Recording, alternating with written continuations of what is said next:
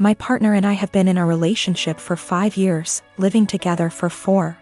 Recently my partner came home having had a short meeting with a financial advisor and was really eager to talk about our financial future WRT savings goals, life plans, timelines for saving up a deposit for a house, etc.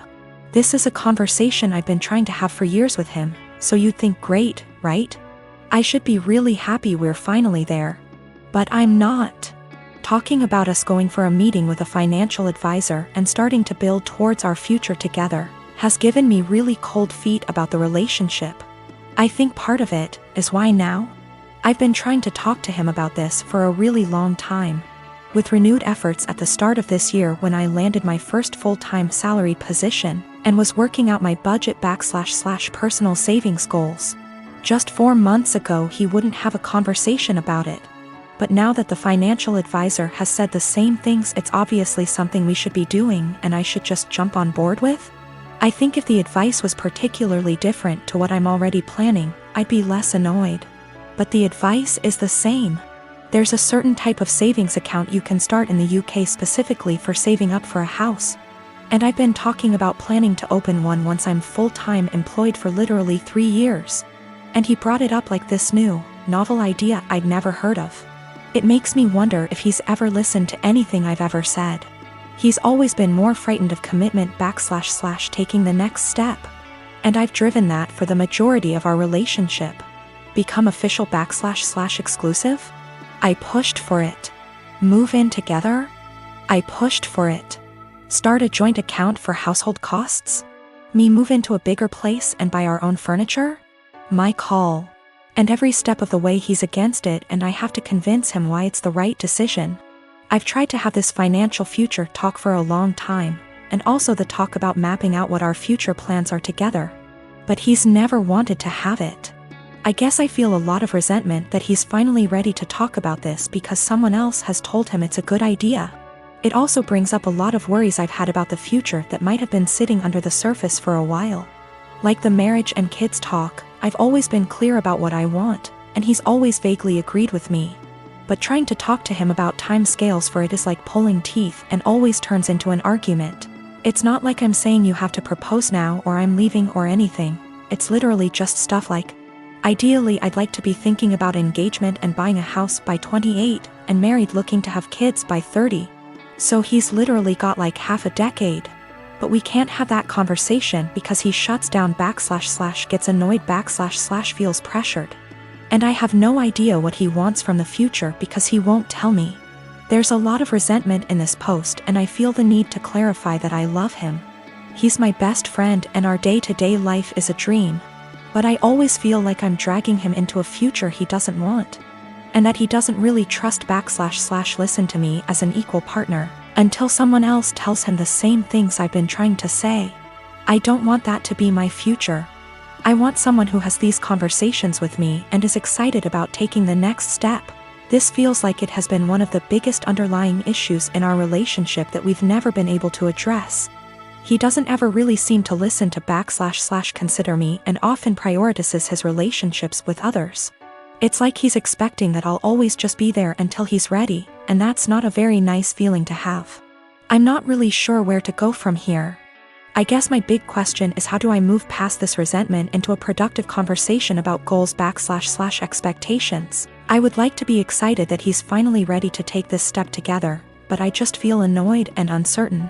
I would also like to address the issues of not feeling like a priority once and for all, since previous attempts haven't been successful. So I suppose my other question is how do I make our communication better so that we can actually talk about these things and come up with a plan to fix them? I have 3 fingers missing on my dominant hand. It's fine.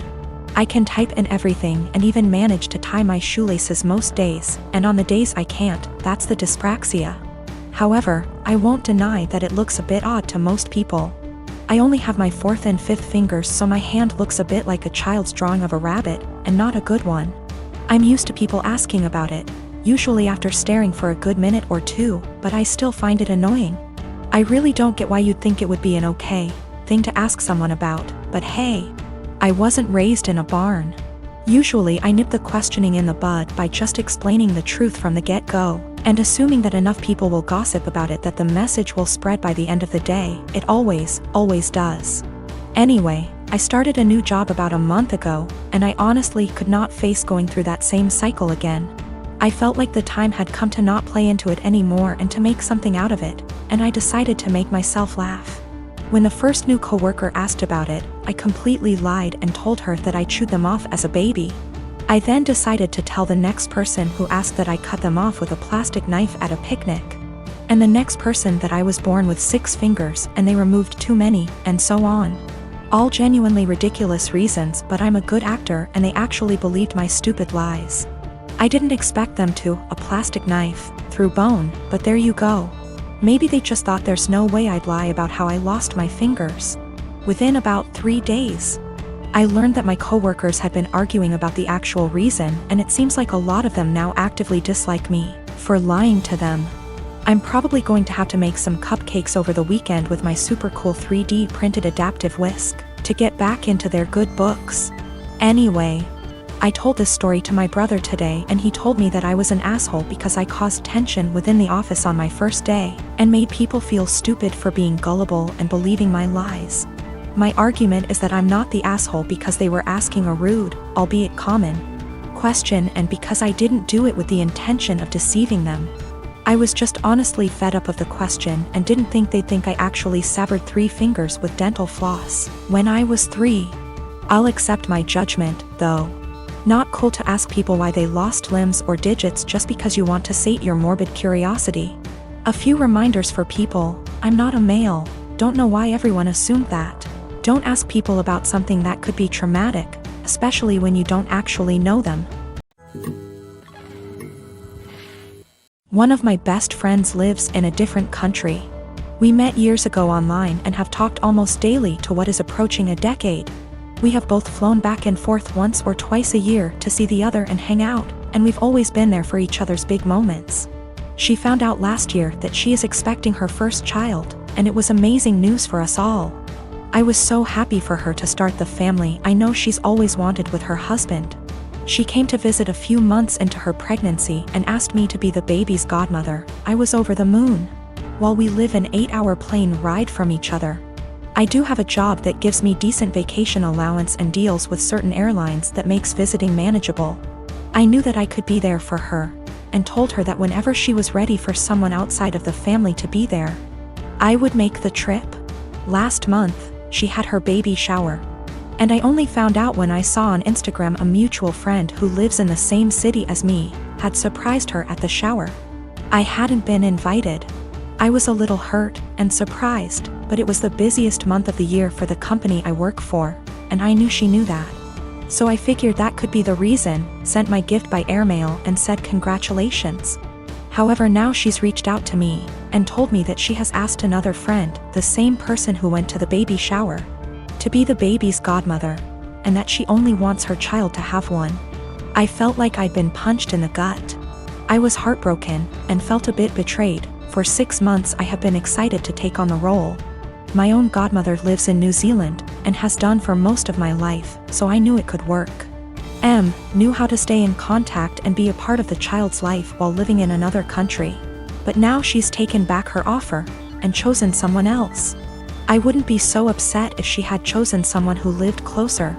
But she has replaced me with someone who lives in the same city as me, so it's not a distance thing. We have been friends for years. I have been there with updates, support and love her whole pregnancy. And at no point was there any clue she had changed her mind until the baby shower a few weeks ago. I don't know if I should confront her, tell her I'm hurt, or just accept her decision. It's her baby. And I would never want to force her into a decision she wasn't happy with. I just don't know what to do or say to her now. I want to let her know I'm sad that I'm missing out, but I don't want to sound like I'm whining. And I want to know why she changed her mind, but I'm scared the answer will just upset me. I am a 33 years old female, and I have had fertility issues for the past couple of years with my husband. He's 35. We went through with consultations, and while we had very promising results for treatment, the cost did give us pause. It wasn't that we couldn't afford it, we just weren't at the point yet where we were willing to pay. I discussed it with my husband and we were both fine with the idea of adopting. My cousin Tiffany, woman 25 years old, is adopted and she supported our choice in looking into it. However, this was a couple of years back and during that time Tiffany was reunited with her birth parents, and she's been acting pretty hurtful to my aunt and uncle since then. She keeps making posts about how happy she is to know where she comes from and is happy about being reunited with her real family. She even talked about having her birth father walk her down the aisle as a chance to make up for lost time. Obviously my uncle was very hurt about this, but when he voiced it Tiffany got defensive. She called my uncle selfish, how this was about her and that he knew what he signed up for when raising someone else's kid. Before the pandemic Tiffany moved closer to where her bio mother lived so they could make up for lost time. And Tiffany kept making post after post about all the fun she was having meeting relatives. And how she called / video chatted with each of her bio parents multiple times a week. Meanwhile, she barely texted back my uncle and aunt once a month. I could tell how heartbroken my aunt and uncle were but tried to give Tiffany her space, and the few times they said anything she accused them of being selfish and unsupportive. I think the biggest thing that broke them was when Tiffany promised to come by for my aunt's birthday and was even given the money to travel to them but then never showed up. She called literally the day before to say that her bio mom had an emergency so she wasn't going to make it, but didn't give back the money. I am completely disgusted by Tiffany's behavior, and while I haven't completely ruled out adoption entirely, I did want to give medical assisted conception a try.